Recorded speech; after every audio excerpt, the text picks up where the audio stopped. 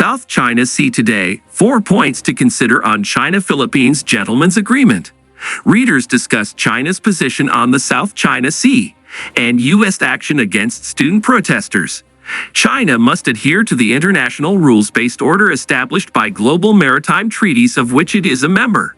In response to China-Philippines Gentleman's Agreement on South China Sea is best adhered to.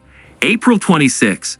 I would like to point out that, first, the Philippines is a democracy.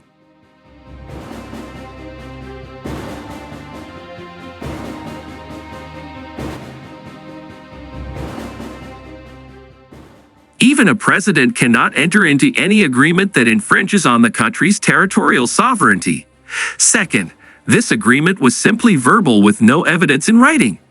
Third, China had said in 1995 that its installations at Mischief Reef were not military in nature, but shelter for fishermen. Now we have what looks like a full-blown military base complete with radars and a runway near the Philippine island of Palawan.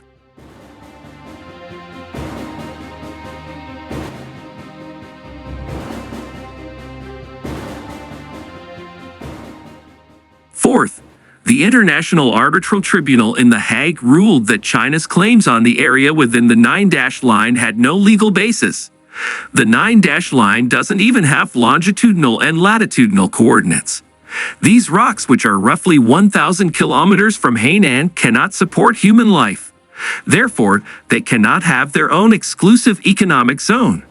Meanwhile, the closest ease-generating island here is Palawan in the Philippines.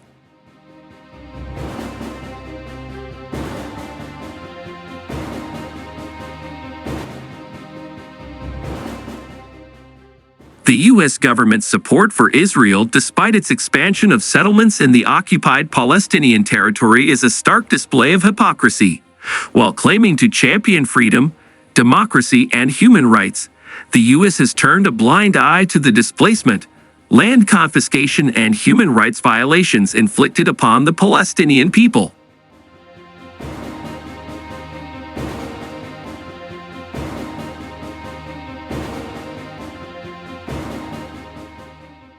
Then there is the suppression of voices critical of Israeli policies in the U.S. Activists, academics, and even elected officials who dare criticize Israeli actions are often accused of anti-Semitism or face a backlash, undermining freedom of speech and stifling legitimate debate on the Israeli-Palestinian conflict. The harsh crackdown on the student movement calling for an end to military aggression against Palestinians is a clear example.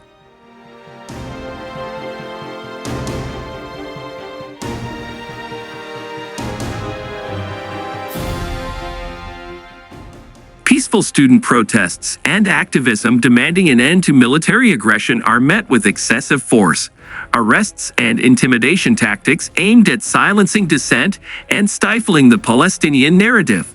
This heavy-handed approach not only undermines the principles of freedom and justice, but also damages the credibility of the U.S. as a defender of human rights on the international stage.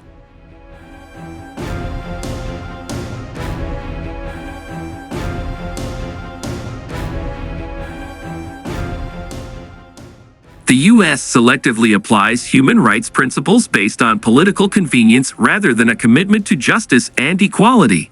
Americans should support the students' quest for justice and peace in the Middle East.